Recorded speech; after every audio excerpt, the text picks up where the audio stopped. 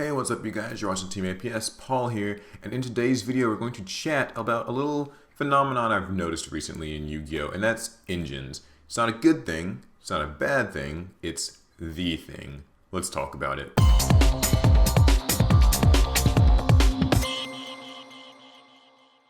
So I recently made a video about 60 card decks and like Pot of Desires and lawn mowing and how these cards are kind of changing the way that we build Yu-Gi-Oh decks. Well, something else that I've noticed in the last couple of years really, but especially recently, is sort of this whole shift towards like a lot of hybrid decks. And a little bit of background, I guess, before I get into the meat of the video is for a long time, Yu-Gi-Oh was kind of based on combo decks. That is, you know, you just ran a lot of really good cards that happened to work well together. So, you know, a lot of one card combos, or not one card combos, but like 1+1 card combos, those kinds of things.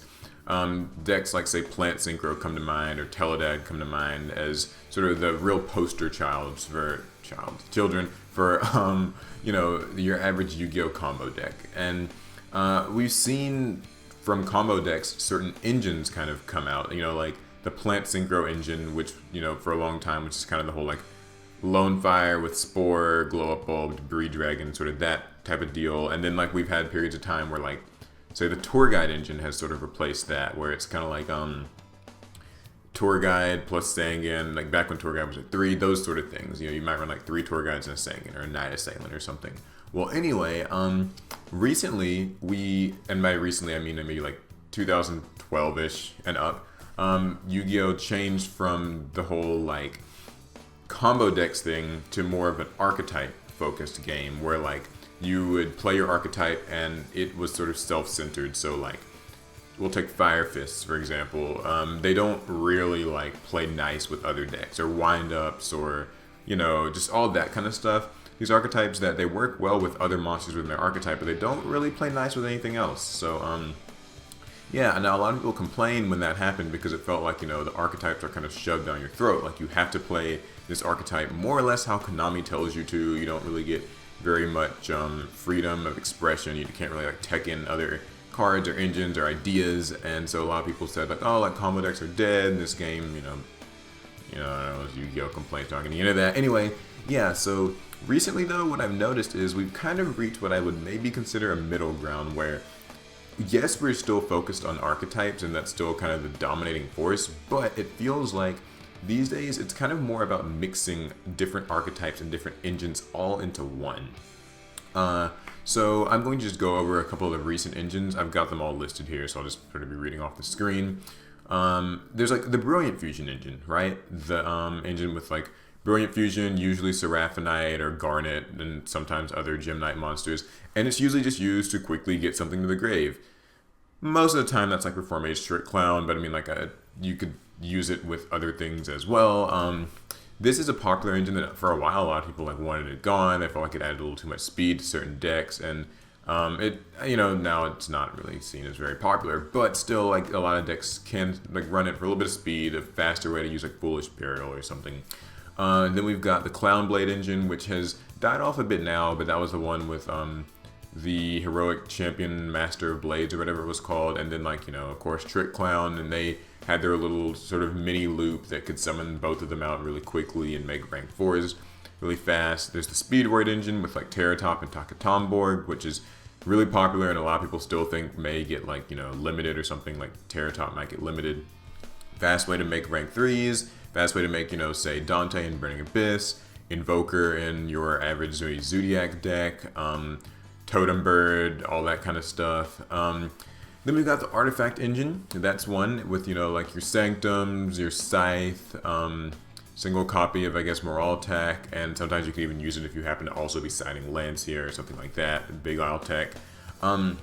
Really cool. It's a light monster engine, so for certain decks that might, you know, need level 5 light monsters for whatever purpose, it works well for that, and it works well as a way to dampen your opponent's spell and trap removal, cut off their extra deck. It had like synergy with Shaddoll's for a long time, and nowadays it's just got synergy with other things. What's next? Zodiacs. Obviously the most popular one right now, you know, running just Rat Pier. You basically free Durantia, free removal. things like that. That it's a very searchable engine. You can use like Tengi or Barrage or things like that to get to it. And then we've got the Kaiju engine. This is an infamous one. A lot of people feel like it's kind of, maybe the cancer of the game, but it's interesting. You've got Kaijus to remove your opponent's monsters, and you've got Interrupted Slumber, which lets you basically sort of summon Kaijus to both sides of the field and later search your own Kaijus. And what's kind of cool about it is it forces you to run several different attributes of Kaijus. Usually you run like it and 4 different Kaijus of different attributes, and so it's kind of an engine in and of itself. And some decks just use it for removal, but other decks actually use it as part of combos. We've seen Zodiac Kaijus and things like that. God, there's a lot of these. The Magispector engine, the people hate Kirin. Well, the Magispector engine with basically like 2-3 Bunbukus, the Kirin, of course, that you search with them, sometimes even like a Magispector Fox thrown in, and you can use, say, a Magispector Tempest or Tornado if you also want to extend that engine a little bit. Most commonly used in Metal Foes, but also used popularly in Magician decks and Performer Pals. And Galaxy Soldier, right? This is popular in Blue Eyes and some other light decks. It's an easy way to summon Cyber Dragon Infinity. You use your 2 soldiers, you make Nova, you make Infinity. Okay, that's all the engines I have to talk about. There are still a few others I'm sure I left out, but that's kind of the gist of it. Now, what I notice when I play Yu-Gi-Oh! These days is sort of that, most decks aren't really one deck. Most decks are several. I've seen, Zodiac Infernoids topping, and I've seen totally awesome this or that, right? Some deck, totally awesome heroes. That's, a thing where it's no longer one archetype. It's an archetype plus another engine, then maybe plus a tech engine as well.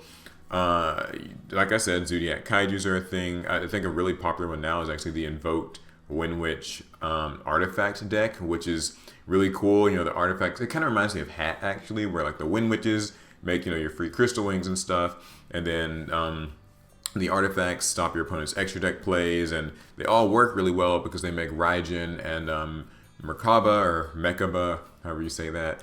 So it's a really strong control deck. It just feels kind of these days every single deck is no longer just in itself, and I don't think that's a bad thing. I just think it's something that I've noticed recently, and I kind of want to know what you guys think about that. Maybe let's go over some pros and cons. I think the pros to it is it means the game is more complex. You are less aware of what to expect from your opponent, so you're not just playing a Zodiac deck. You're playing a deck that may have Speedroids or may have Kaijus in it, and you have to be aware of those. It may have Windwitches teched in or something like that. So there's a little bit more diversity, more variety, more things to be prepared for. I generally think that's a good thing for a game.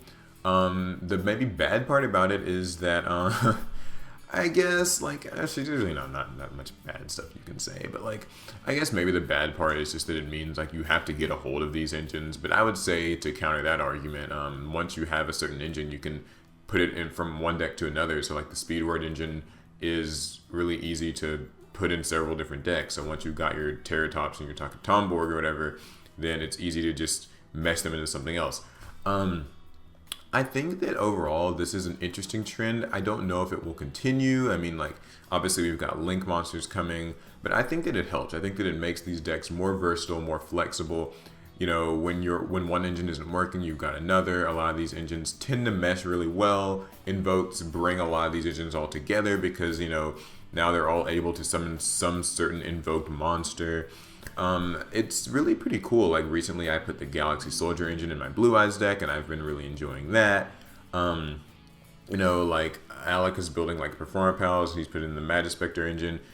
I really feel honestly, it's a good thing, and it's just one of those trends that kind of goes under the radar that I think Konami maybe deserves a little bit more credit for making this game this diverse. I know people don't like Zodiacs and the fact that those appear in everything, and don't get me wrong, I kind of hate it too, because I hate when I'm playing against ABCs and then randomly Zodiacs appear, and it's just wait, what? An ABC deck with Zodiacs? A Raid Raptors deck teching Zodiacs? What is this? But generally speaking, I think it makes deck building more fun. And I'd say I'm all for it. We've still got more of these engines coming up. I know we've got the True Kings, and some people are kind of seeing that as an engine that you can tech into stuff. We've got those 2 Predaplant monsters. I don't remember their names off the top of my head, but it's sort of what some people are calling the new Terratop engine, where it can summon one from the deck after you discard a card, and they can search instant fusion and stuff.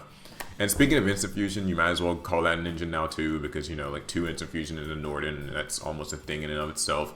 So yeah, in rant or discussion, what do you guys think? Is this like a good part of Yu-Gi-Oh? Would you say you enjoy this sort of the way that deck building works now, where it's kind of more about like putting bits and pieces from different suites and engines of cards together? I think that creates more diversity. I think that makes the game more exciting, more unpredictable. I like seeing deck profiles on YouTube where the name is like Windwitch, Speedroid, Zodiac, Infernoid, Magispector, Performapal thing. Like, I think that's really cool. I think that it kind of brings Yu-Gi-Oh back to feeling like it's your own creation. Even if it's not entirely all the way there, I think it's a really good thing. So yeah, tell me about it. What do you think of these engines? Do you enjoy this form of deck building? What's your favorite ones? What did I leave out?